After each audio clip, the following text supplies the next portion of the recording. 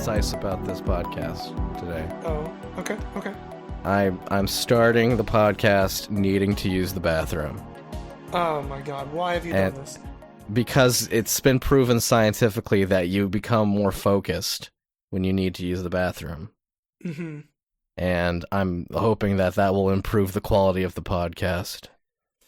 So that's why you never go pee before entering a fighting game tournament? Yes, exactly. You never pee entering any sort of tournament, if possible. Unless it's a tournament where you are being judged on how well you pee, in which case that would be the one example in which you would want to go to the bathroom. I mean, what about a competition to see who can go the longest without peeing? You'd want to pee right before that so you have, like, the longest buffer, you know? You would think, but scientifically, Neil, there's articles, there's papers published about this. Mm-hmm. You will be more focused in not peeing if you hold your pee. Okay. That's just science. I mean, if that's not science, then I'm not a scientist. Mm-hmm. And that's what I call music.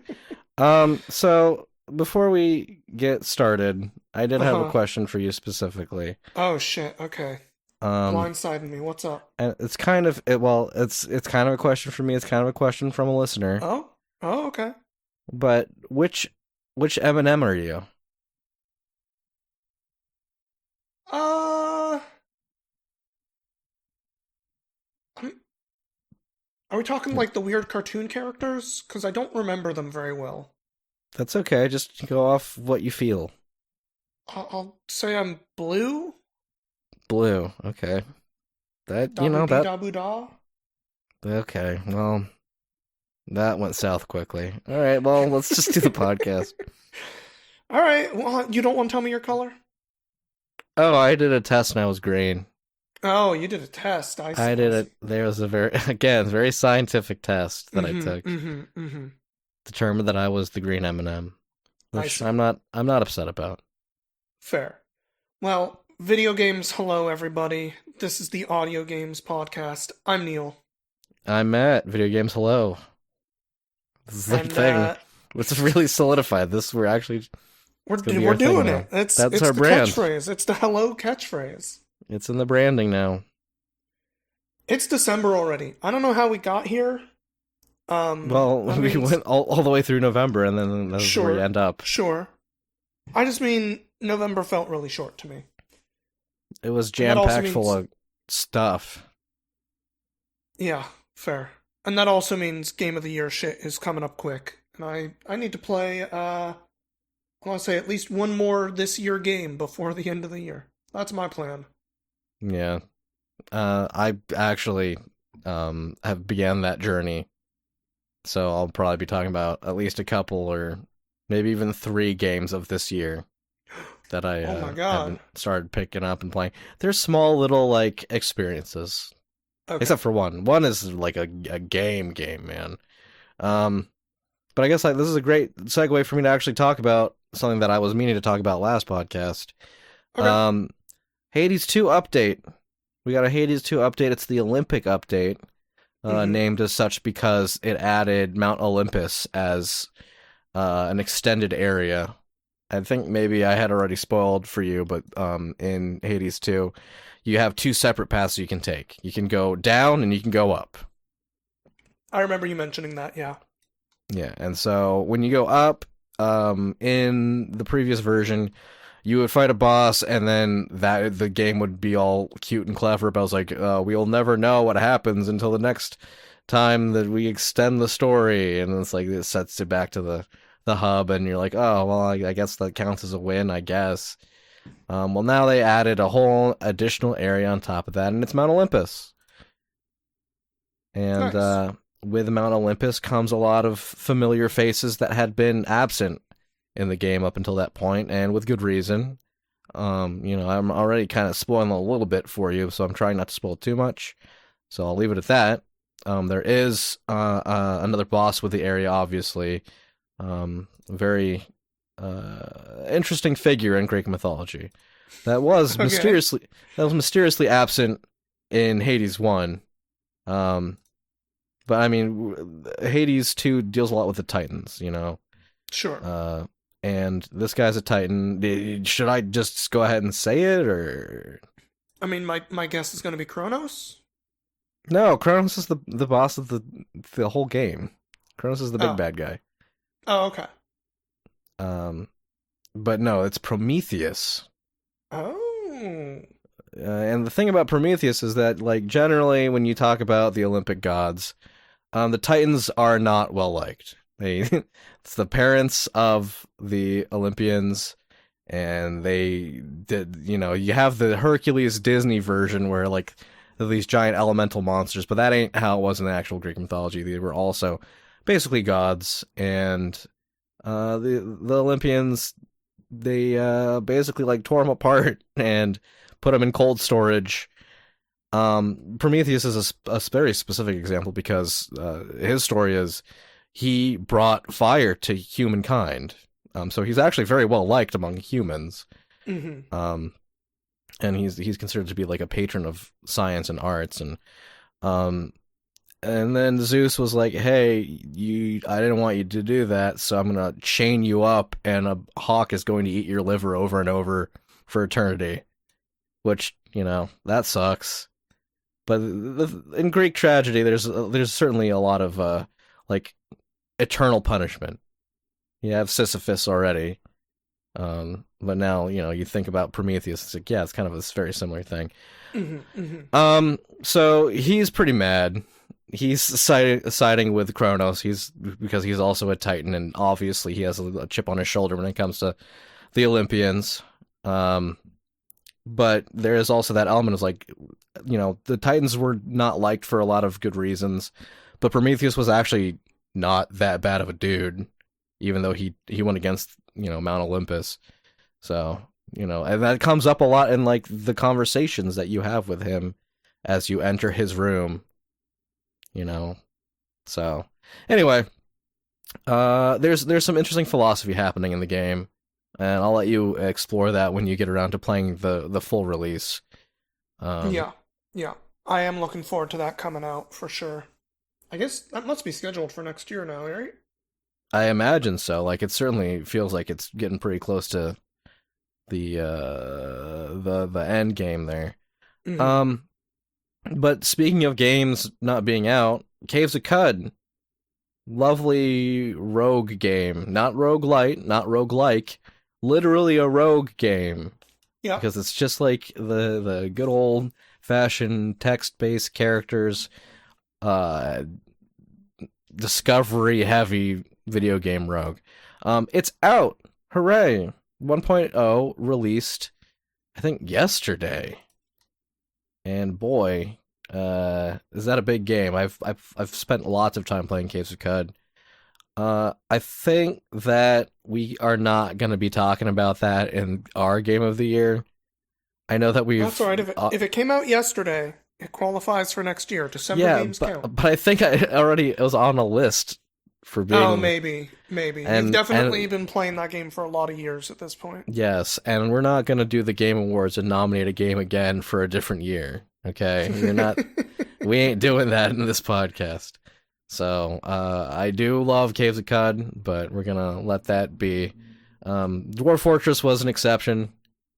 I think because of that, most of the time I talk about Dwarf Fortress, we never really put it on a list, just because No, it we felt always like said it's in development forever, as far as I can remember. yeah. And besides, if it was allowed to be put on any of the other lists, it would have won that year too. So that wouldn't have been fair. Mm-hmm, mm-hmm. But what have you been playing, Neil? Tell me a little bit about what you've been up to. I mean, the big ones are the Elden Ring DLC, which I finished. Yeah, I saw you finish it. I think the DLC is really good. I said like really quickly last time that I thought it was good. The last boss is kind of bullshit, but you know, it's the last boss. You expect it to be a little bit bullshit. But overall, I just think the structure of how they put the world together, in a lot of ways, I kind of think of older Dark Souls games being a little more like corridors with a lot of branches.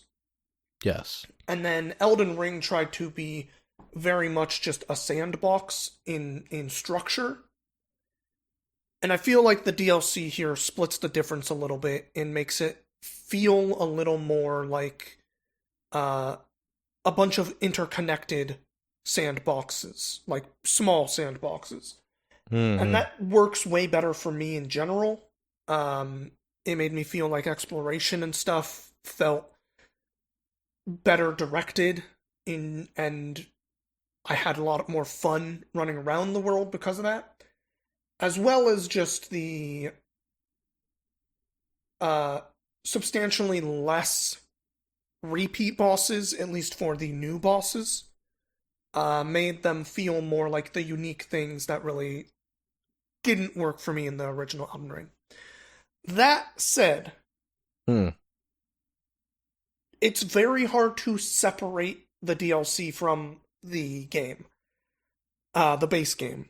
I was partly able to do that because I didn't play the game for 2 years, and I never did New Game Plus, so I could just jump into the DLC and play it as its own thing.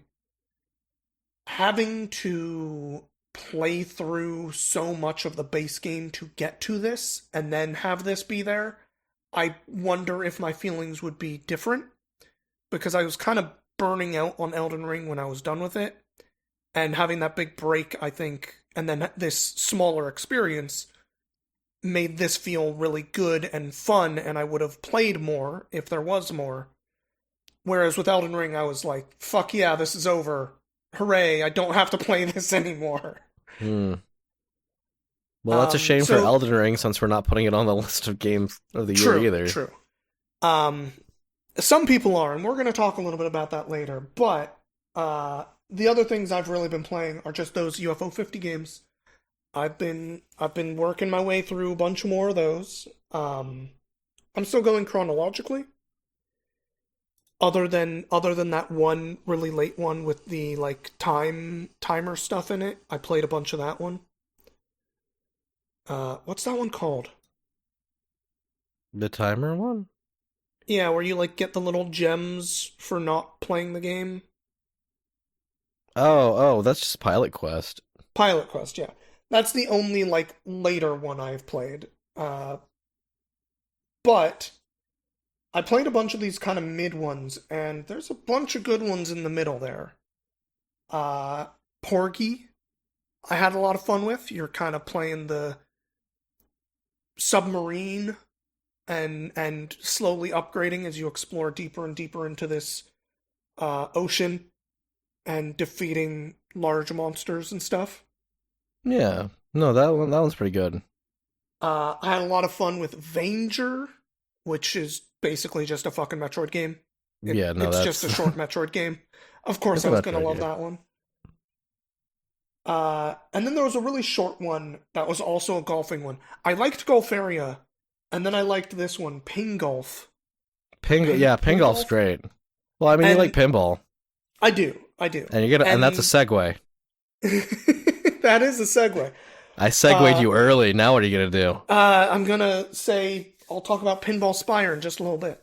Okay. Um, but Pin Golf is a much shorter and small experience, but I did have a lot of fun with that one. I think the golf games I've just found enjoyable, even when they're doing weird other things. I sucked at pin golf, but I had a lot of fun with it. Yeah, I like that you can dunk. Yeah, It. I got too into dunking and it was bad.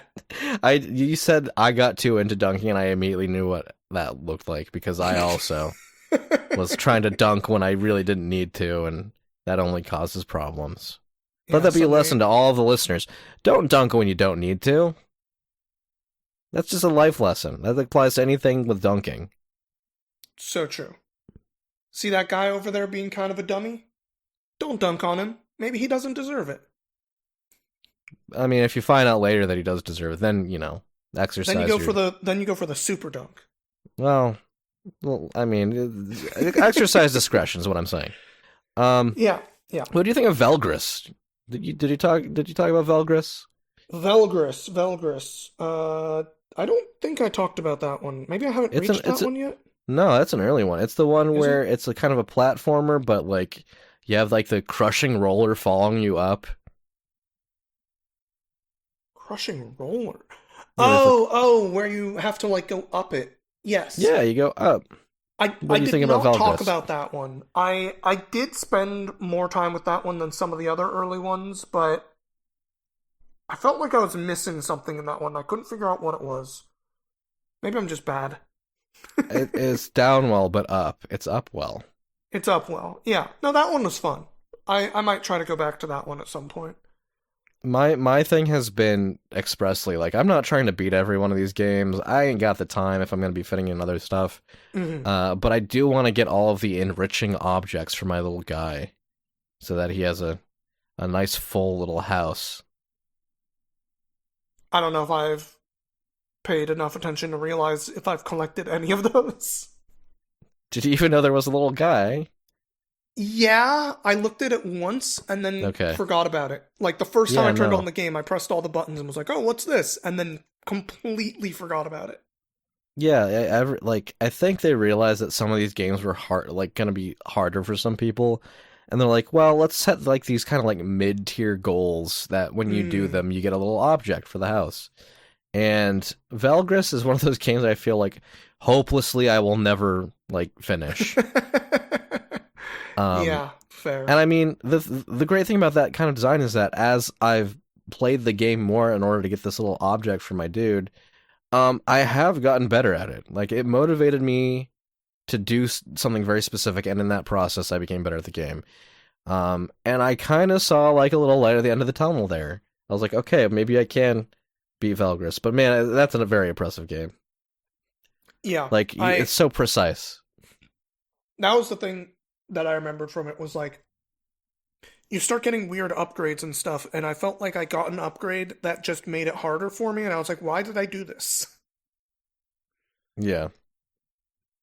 Yeah, I don't know. Like obviously it's styled in that era of gaming where they're not going to give you a lot of information.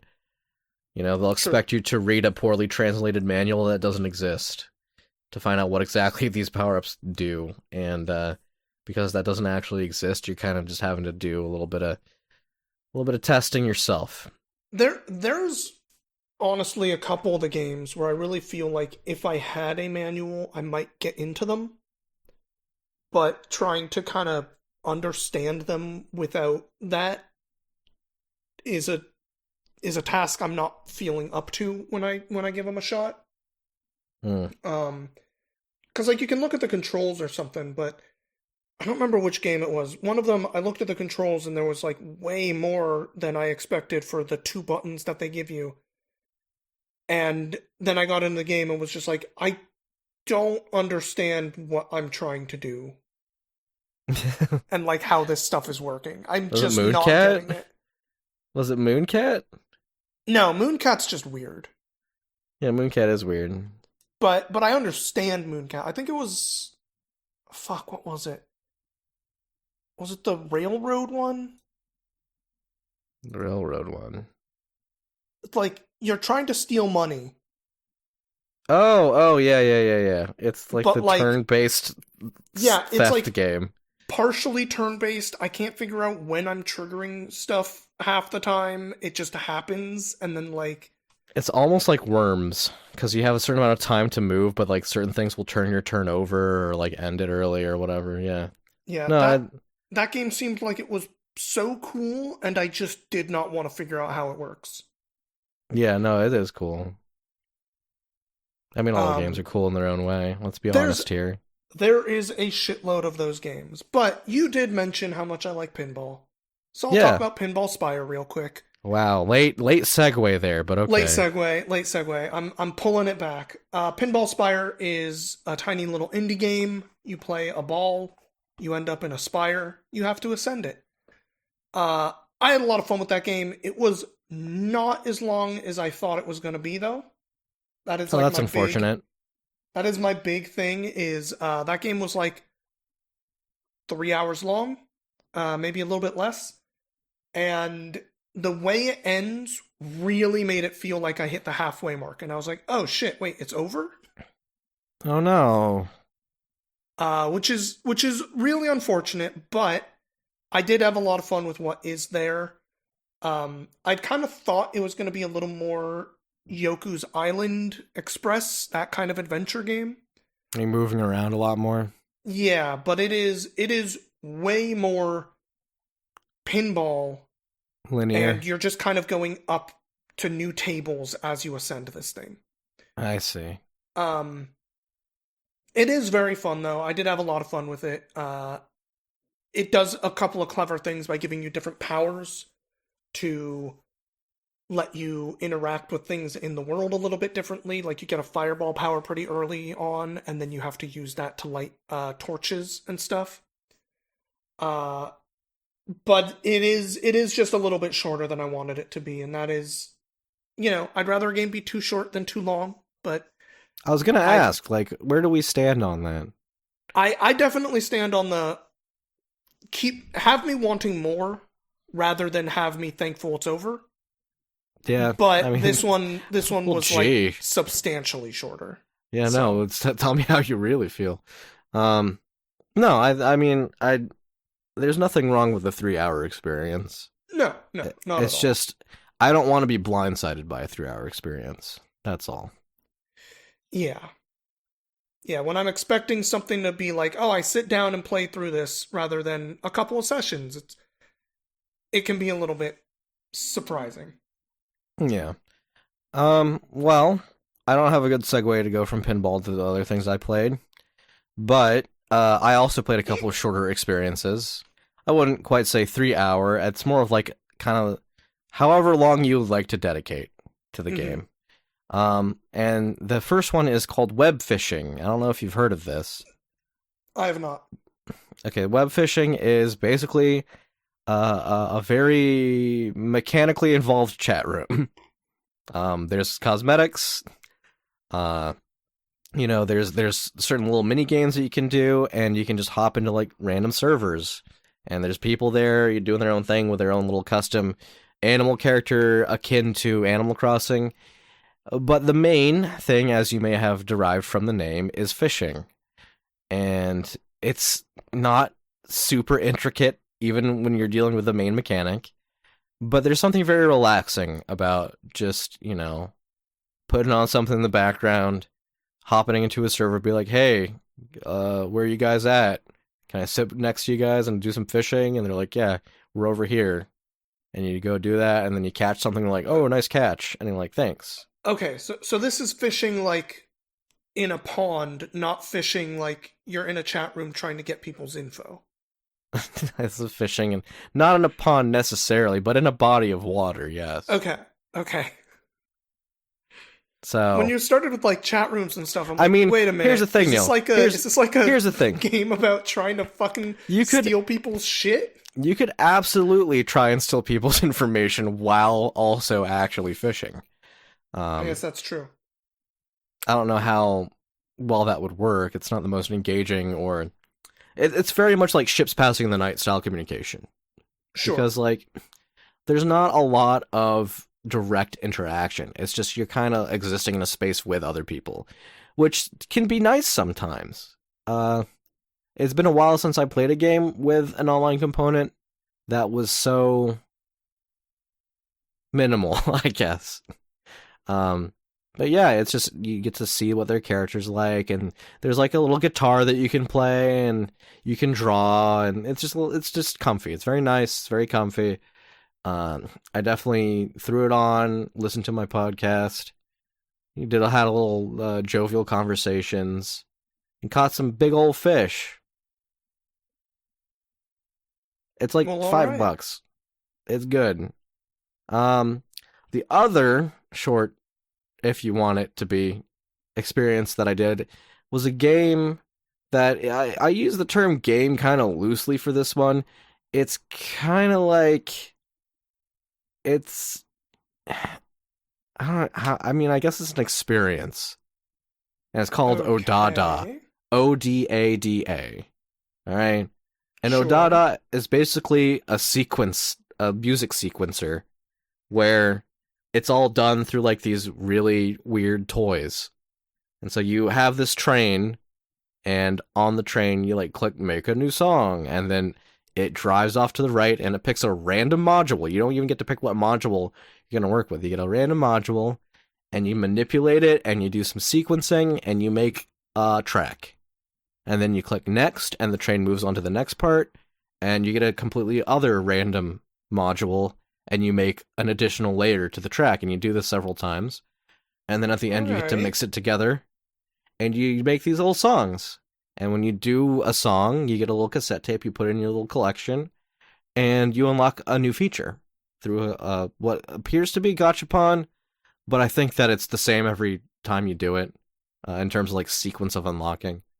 Um, but yeah, I've made like 15 little songs.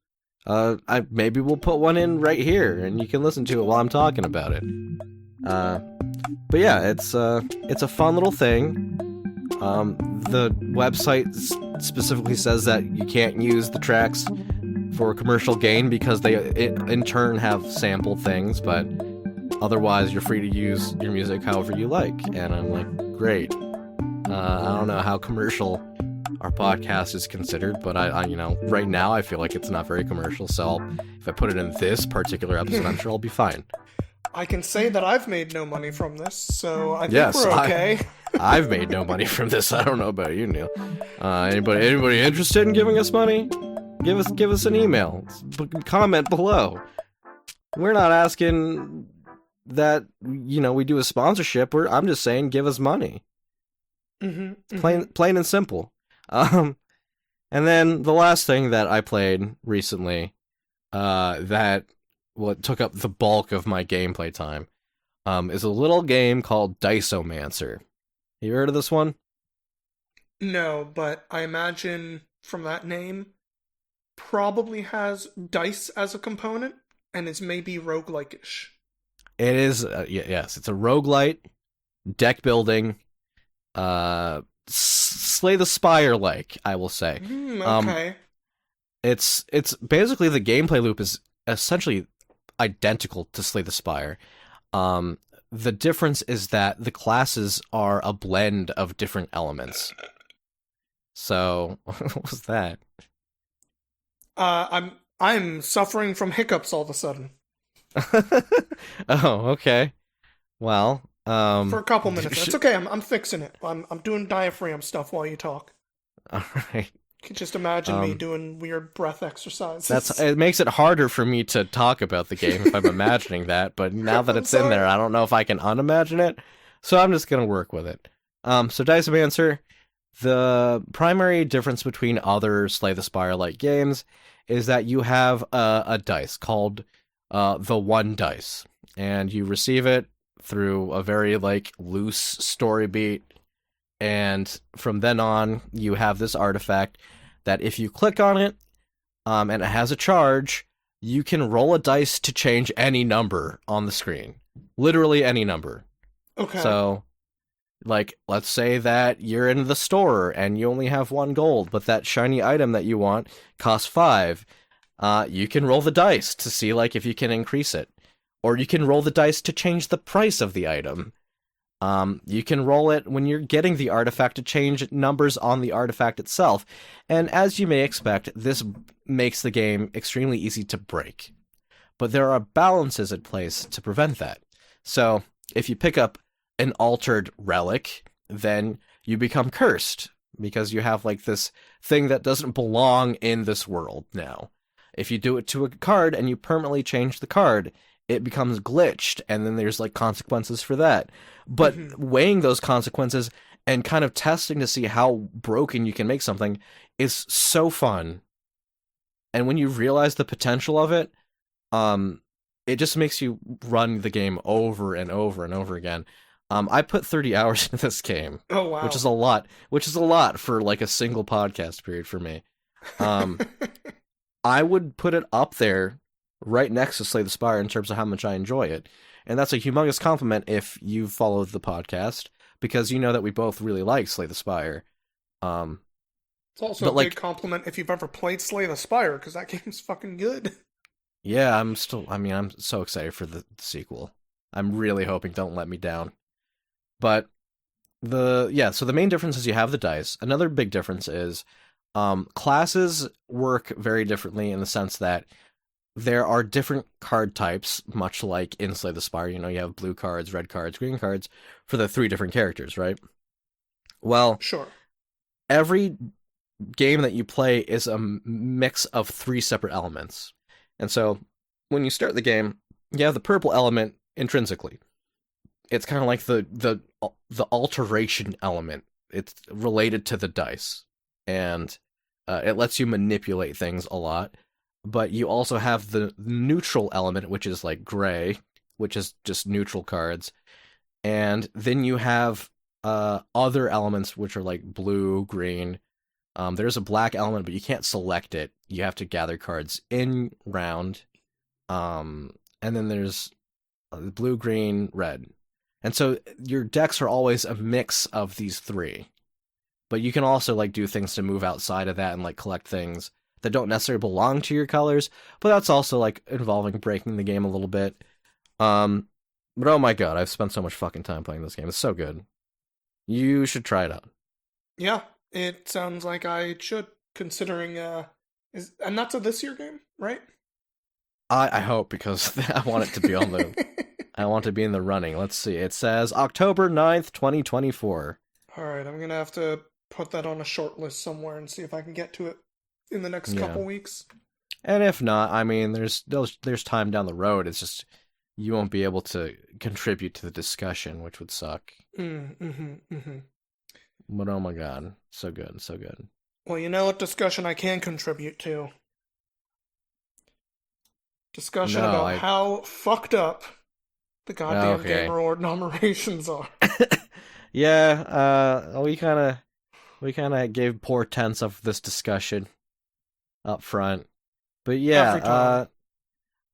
I think that we kind of talked a little bit about how the Game Awards kind of suck, at least in terms of like how they determine the awards. Last year, where after Alan Wake won so many categories, I was like, do people really like Alan Wake that much? And to be fair, yes, a lot of people do like Alan Wake. Don't get me wrong, That was a very good but game. yeah, see, point proven. Like Neil loves Alan Wake too. Um, but I was like, that seems like a lot for just Alan Wake 2 to win. There's lots of people I've talked to who thought Alan Wake 1 was a slog, not that interesting, not that inspired. And maybe Alan Wake 2 like blows it out of the water. I don't know. But Hmm. it was hard for me to wrap my head around Alan Wake sweeping the Game Awards that hard. And then later I was looking into it and I found out that the votes that we contribute as members of the video game or electronic entertainment industry, the one like as consumers, all right. When you go to the website and you vote, that is weighted as like 30%, which is kind of nothing when you think about like how weight works. And then people who are a member of the board that serve the Game Awards make up the rest of the 70%. So essentially, they're the ones really deciding who wins. Yeah. It's kind of kind of like a good faith thing to allow us to vote at all. When if they agree on something, it can completely Yeah. just It's more like people are a tiebreaker. yeah, like exactly. We're kind of tiebreakers by default. But even outside of that, just the way that things get nominated is kind of messy, right, Neil? A little bit. A little bit. Why don't you talk about that? All right. So the way stuff gets nominated is a lot of the uh, institutions in games journalism send over some nominations. Usually it's only a couple people on any given team. Some teams do it a little bit differently. They're like, hey, Game Awards are coming up. I know my friend likes this type of game, or this person is the one who covers that scene for us. I'll ask them what I should nominate here. Um, the problem is a whole lot of these things get nominated by people who really are not playing many of these games, so they're kind of going like, what are the big ones that I heard about this year? And throwing them into the bucket. And that's kind of how it goes. This year, I think there's a few that are surprising. I had mentioned how much I like the Elden Ring DLC. I feel like it's really hard to say that the Elden Ring DLC is the best game of the year, considering it is impossible to divorce it from the Elden Ring base game that won, what, 2 years ago? Like, it's, 3 years ago now, isn't it? Point is, I don't want to think about it. yeah, point is, whatever your feelings are on Elden Ring, that game won for best game of the year in the year it came out, and this DLC is taking a whole bunch of what Elden Ring did and putting more into it. It is not even a sequel. It No, is no, just more in Elden Ring. And I it's go ahead, go ahead. it's just building on the existing game. That's what download content is. Yeah. Like I didn't go into this game without all my weapons and stuff and starting fresh. I definitely understand people saying like, "Hey, what I experienced in the Elden Ring DLC is as long as a Dark Souls game. I had enjoyment way above a lot of other games I played this year." That's even true for me. I might put it in as like an honorable mention in my list, the way that I had for Outer Wilds' DLC when that came out. But I personally just feel like it's very hard to say game of the year to something that is, yes, new from this year, but not a new game from this year. Yeah, I mean, what? I don't know. I think so. The thing with the Game of the Year nomination is that it's for a game. First of all, like it's all in the name, right? It's for a game of which Shadow of the Erd Tree is not. Shadow of the Erd Tree is an expansion of the year, and it's an expansion for a game that came out multiple years ago, and that should be enough to disqualify it. Now, I'm hoping that it doesn't win, because if it does, that sets a horrible, horrible precedent. Um, Yeah. and it's the issue here is not that Shadow of the Erd Tree is not of good quality. It is of good quality, but it belongs in a separate category. Yeah, they have the like what do they call it? Best supported game or something. Sure, They have something that like ongoing game. yeah. But the thing is, it's hard to put Elden Ring as an ongoing game because yes, it Yes. has received patches and balancing, and yes, it received an expansion, but it doesn't fit into the same category as like some of the other games that are in ongoing game, you know? Sure, they So I always get put them like not wanting to do that. Fortnite and shit into the ongoing game, but I just mean if they have a category for ongoing game, it feels like they can have a category that says like best DLC or expansion or something. They can modify even if they wanted to keep it as ongoing game, they can just say like what game this year had the best update to it. And that is what we consider to be an ongoing game. And then anything that got DLC can qualify. Yeah, and there has been other good DLCs that came out this year. But that's not the only thing that I'm personally a little bit miffed about. Surprise, surprise, Fighting Game of the Year has issues again this year. Yeah. I mean, okay, so let me just air my garbage that I need to talk about. Okay. So first thing that I want to start off on a positive note. Sure. Balatro, or Balatro, however you want to pronounce it, nominated for Game of the Year. I can't remember any other indie game receiving a nomination for Game of the Year. I might be wrong about that, but I certainly don't feel like an indie game made by such a small team, Yeah, aka one dude. That's a definitely humongous. not Balatro sized. Yeah.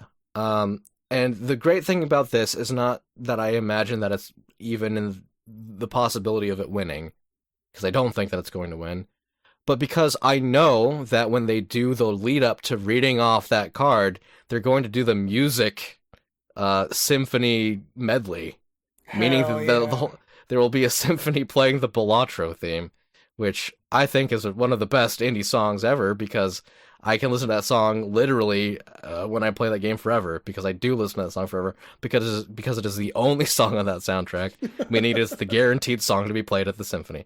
So that's great. That's probably going to be my highlight of the presentation. Um, the other thing is there's just so much esports stuff they throw on here, and just people I don't know. Like, I never do, and there's always like 3 or 4 fucking categories for them every year. Uh, yeah, like I get that that's an aspect of gaming that they want to push to the forefront. One of the things about esports is that it legitimizes video games as something other than just like a hobby, right? It shows that this can be done on a professional level and it can be observed as something, as entertainment, as a sport, quote unquote, for other people to not necessarily be participating but just observing. And I mhm. get that. And then you have stuff like, best adaptation. And looking at this list, there's certainly a lot of these things that I have not seen. One was out of caution after you told me not to watch it. Knuckles is on here. I don't know Yeah, where that that's gonna sucks. be. That show's bad. um, and then also there's Like a Dragon, Yakuza. I heard that they were doing a thing. I don't remember that ever coming out. I mean, I guess I should watch it now Same. before I get confused. I did watch Fallout. Yeah, Fallout was pretty good. Fallout was pretty good. And of course, Arcane's going to win. Uh, did you watch the second season? I did. I was a little confused about them nominating Arcane, like, you know, months before it came out, but it's fine. Well, them's how the nominations work. Yeah, yeah. And then the other thing I want to say, Second season is good, but I like the first season better. okay. And then the other thing I want to say is that for mobile games, Zenless Zone Zero is on there, and I know you're still playing that, I am. which is exactly why I need it to win, because then you get free stuff. Oh, Whenever any of these gotcha games get nominated, they always reward the player base by well, sending out free stuff. I do have to do one little gripe about mobile game of the year. Okay. Balatcho's on it. Yes. Now, I'm not gonna say Balatcho's not an amazing game. It Sure. is. I am It's gonna in say gaming of the year running. that game was really not built with mobile as the like initial thing about it. And yes, it did Whoa. get ported to mobile very recently, Whoa, whoa, whoa. but What? like it feels weird to call that mobile game of the year when it's like it didn't release on mobile as like the thing that was, hey, this is a mobile game coming out and we're doing this thing. Like I and I know I'm not trying to be like Zenless Zone Zero deserves to be on there more. I mean that more as like it feels weird to me to nominate a game that got ported to it like 6 months after as mobile game of the year.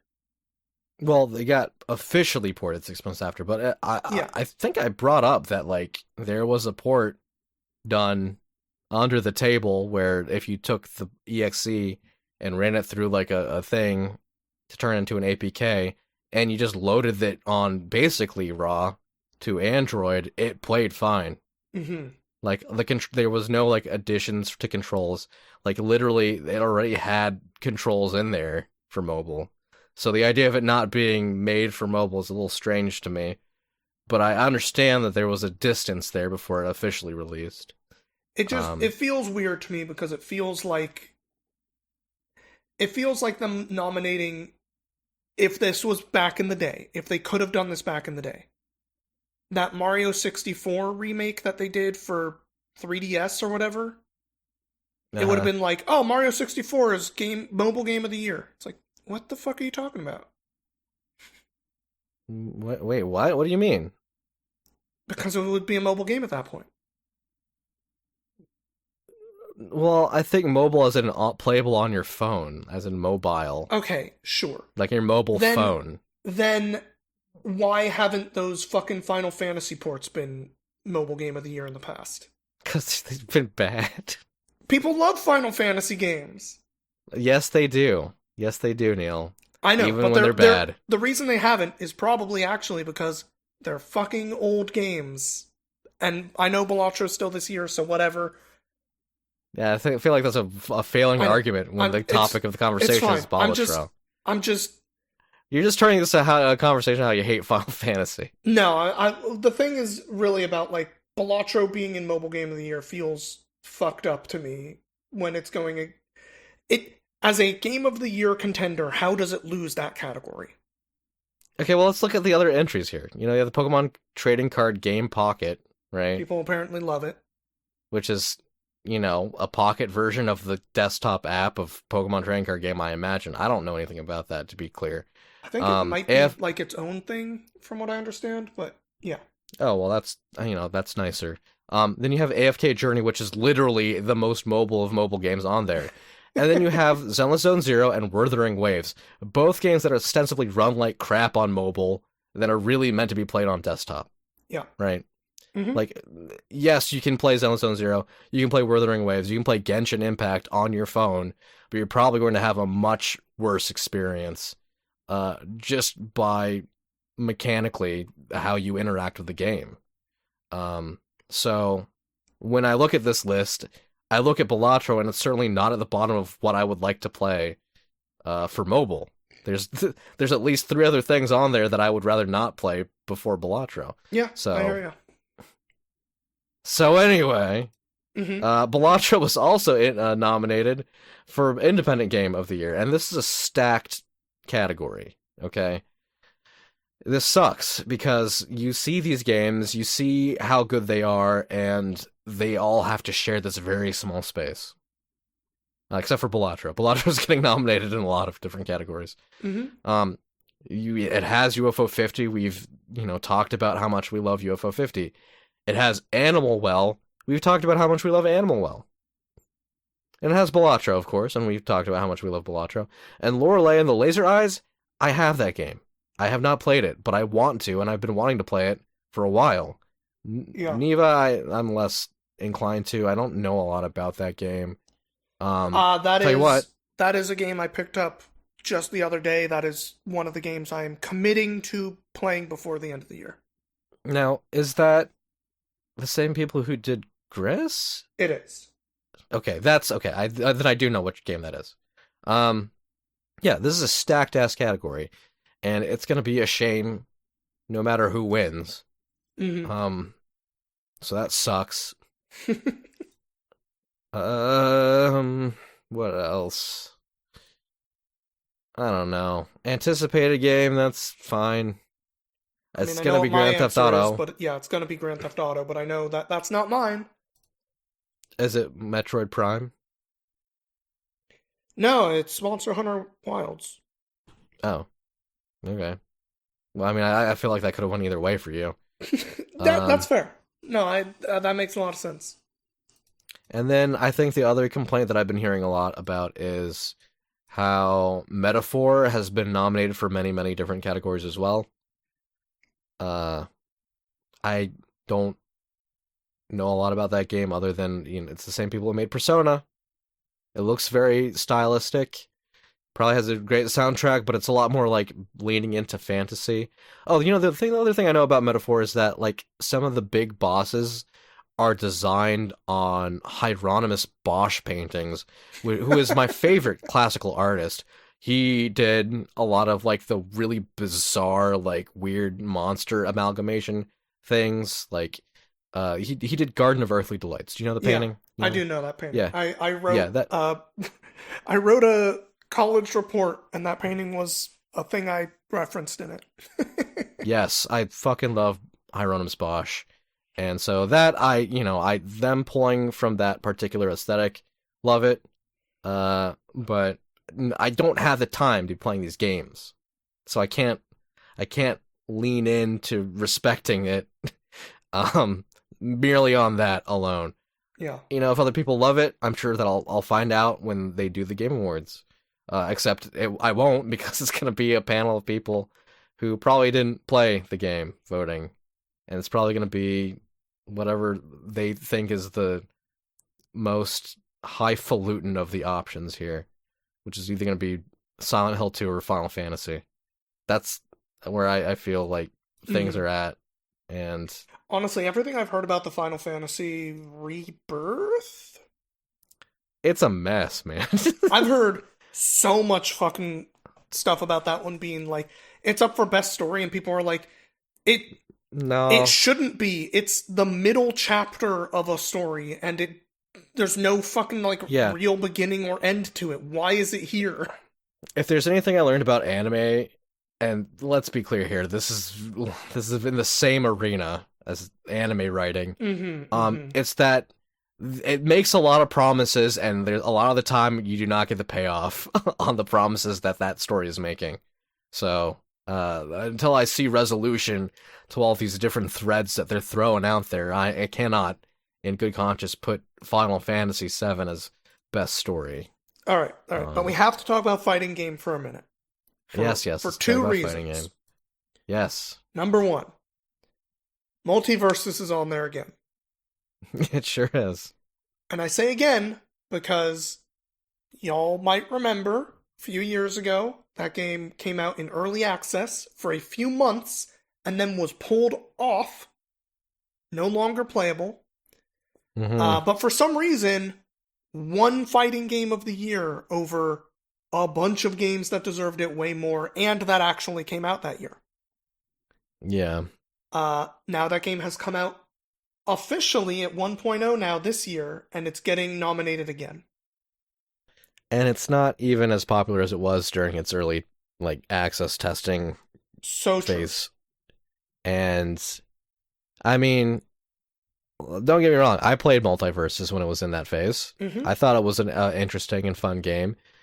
Does it beat out all of the other nominees from the year that it was nominated before? No. No, it doesn't.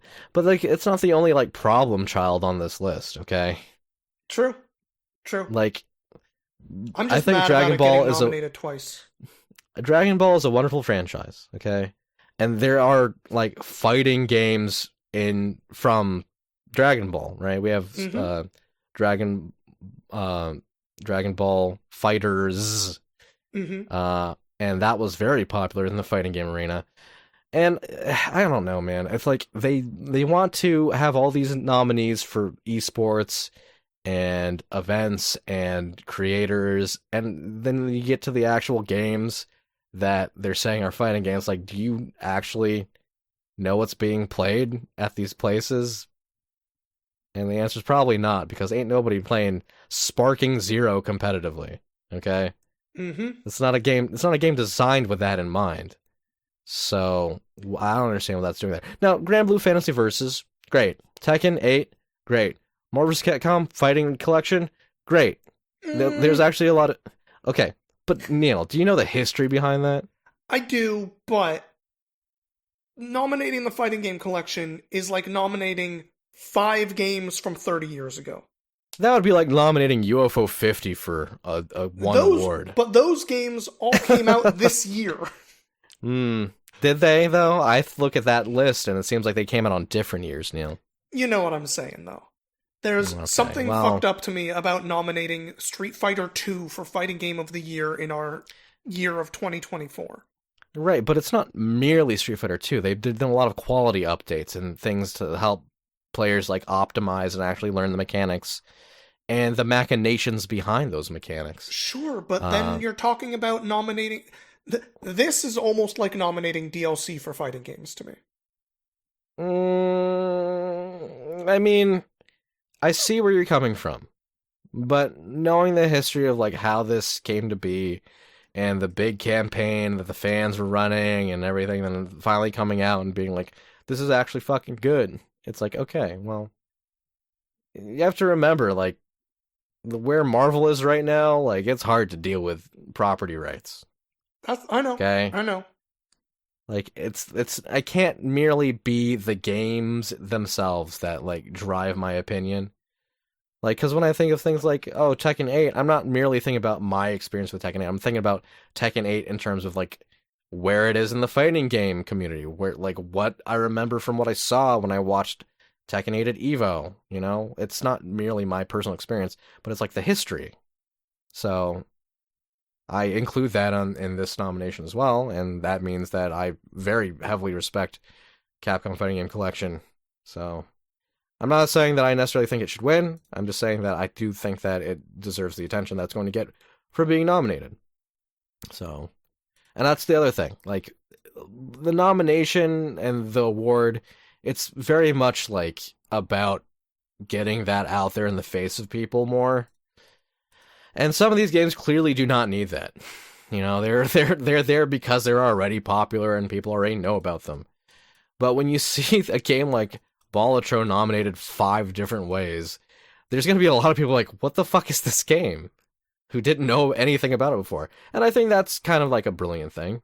It's just, I wish that they kind of spread that out a bit more across different indie games instead of just throwing Balatro up there so many times. I know that Yeah, other people who yeah. love Balatro are going to be like, I'm really happy that this is the case. But, I also think of it from that meta space of like, this is advertising these things.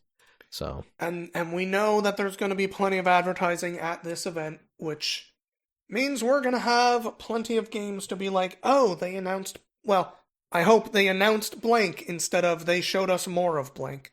Cause don't, I know what you're talking about. yeah. I know what you're I'm talking about. I'm interested to see if anything gets like fully brand new unveiled at this thing. We'll see. Um, Keeley, I don't forget the last thing that he was like involved with, but I remember him like making a preemptive post saying like, "There's not going to be anything from that at this. Sorry, just letting Yeah. you know right now." And it's at that point, right? It's become his version of Mother 3 to Reggie Fils-Aimé, Uh-huh. and Uh-huh. it's going to chase him until he does something. And knowing him, he has enough room, he has enough pull in that space that if we do see it, it'll probably end up being here. So I'm not trying to get my hopes up. I'm just looking at things from strictly a strategic and realistic perspective, and I feel like if I don't see an announcement from him ahead of time saying nope, not going to be there, then I'm going to assume it's going to be there. And if Are it's not, I'm going to be pissed. are you expecting something from Kojima? He's going to be there. He's, He's gonna be there, but are you expecting to like the last couple times I've seen Kojima on a Jeff Keighley stage, it was, hey, look, I have celebrities I'm talking to, and we're working on a project yeah. together, and that's all they fucking say. And it's Did I do my Kojima rant? probably. Uh, well, I'll do the abridged version. So Kojima was really great when he was emerging into the video game scene because he had a lot of ideas, but a lot of limitations as well. And it was the way that he worked with those limitations that really defined like his style. Okay. Like he took the hardware that was the PlayStation and made it cinematic somehow. He brought a lot of like story and philosophy and meaning to something that was otherwise a pretty basic stealth game. And it was his ability to do that that really made him who he was. Nowadays, he does not have limitations on his resources, and I think that's well earned. I think that, when you have proven yourself over and over again and you've dealt with lots of hardships and just shenanigans in the gaming industry and you claw your way up, then you've earned that. I get that. But now that he has all these resources, it feels like it's kind of him losing touch with the thing that made him more interesting. He didn't have access to Hollywood actors, and now that he does and he's utilizing them, it certainly feels more like he's making movies, and that it annoys me, I'll be honest. I loved Kojima because he worked with his limitations, and now Kojima without limitations it's kind of ill-defined. But hey, maybe he'll prove me wrong with whatever comes next. But I know that he had that weird screaming people into a camera thing going on. Yep. And Yep. he also announced Death Stranding sequel, Death Stranding 2, on the beach. And I'm sure that we'll probably see more of that there at least. Who knows what that screaming thing was, if it ever gets moved into an actual project, or if it was just him being Kojima. I don't know, but there's two things that I guarantee: we're gonna see Muppets and we're gonna see Kojima. Yeah, those both feel like safe bets to say the least. I would say guarantees, but maybe that's just me being a little overconfident. No, I'm pretty much with you on that. Are there any other non-Keeley related pieces of news you're hoping to talk about today? Yeah. Oh my God, did you hear about Diddy Kong? No. So,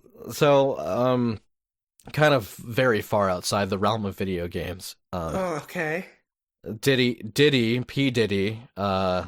he's been under fire and under a lot of examination, and that has bled into the video game world because Nintendo doesn't like the association of the Diddy name being associated with Diddy Kong. So they're Jesus changing Diddy Christ. Kong's name. They're changing Diddy Kong's name. I don't know if you're like fucking just playing a prank on gullible little Neil over here or some shit, but oh No, they did it with Overwatch. They changed McCree's name, yeah, I guess so. and now Nintendo is following suit. They're changing Diddy Kong's name. They're changing it to Michael Kong. There's no way. Absolutely not. I do not believe you. Well, you're right not to, because that was all made up. I'm not looking this It shit was, up. it You're was, trying to get me. it You're was a trying to get farce. gullible Neil. It was a farce. I made that up. Ah, Made it up. We made it up. how could you Put do that this clip to of the me? guy from Star Trek up here, and we made it up. It's not real. Oh, all right. All right. Well, with that, I think I'm going to go ahead and say video games goodbye, everybody. Thank you. Yeah, this is where we would insert the pre-recorded version of you. Yeah, I'm not trying to do it today. I'm too out of it. What do you mean? Why are you Well, out of it? I went pee before the podcast, so I wasn't You're no focused longer enough. focused. I didn't Yeah, have you're the not. focus to get to this last piece here. Yeah, I've actually been drinking water as well, so I've been increasing my focus this entire time. Audio Games is hosted and produced by Matthew Lane and Neil Jimenez. Our theme music is Recharging by Gooset. If you'd like to reach out to us, please email us at audiogamespodcast@gmail.com.